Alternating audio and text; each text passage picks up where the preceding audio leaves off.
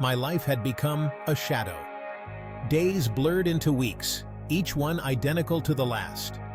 The laughter and joy of friends seemed distant, like echoes from a life I used to know.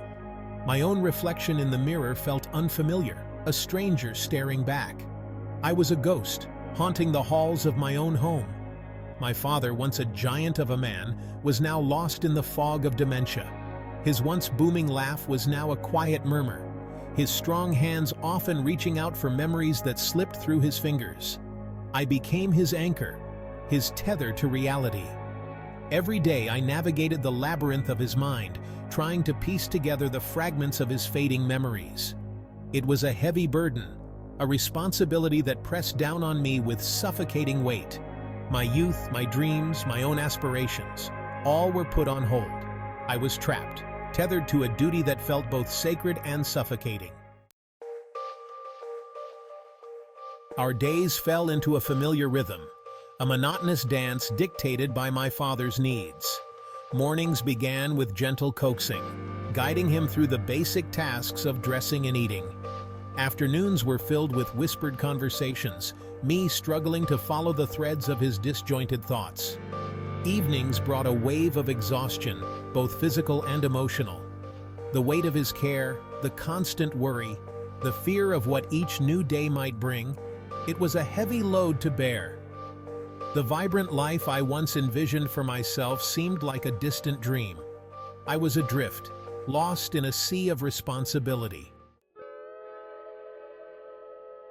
The isolation was perhaps the heaviest burden of all.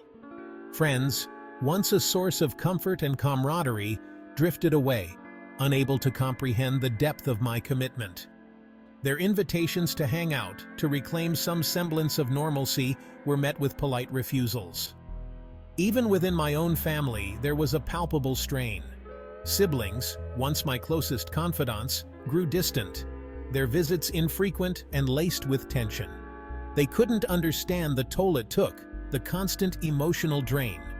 I loved my father dearly, but I couldn't shake the feeling of being utterly alone.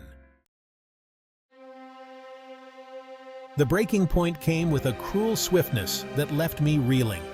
My job, a casualty of my divided attention and frequent absences, was gone.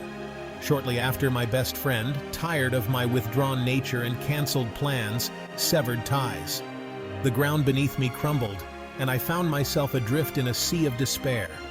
The weight of my father's condition, the isolation, the loss of my job and my friend, it all became too much.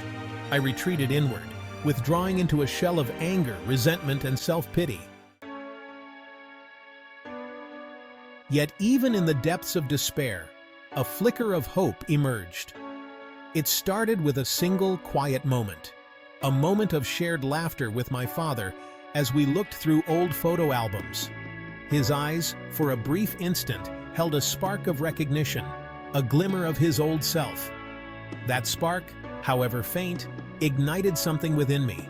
It was a reminder of the love that still bound us, the love that even dementia couldn't erase. I realized then that I wasn't alone.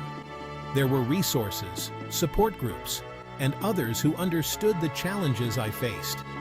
This is not the end of my story. It's just the beginning. I am a caregiver, yes, but I am also a warrior, fighting for my father, for our family, and for myself.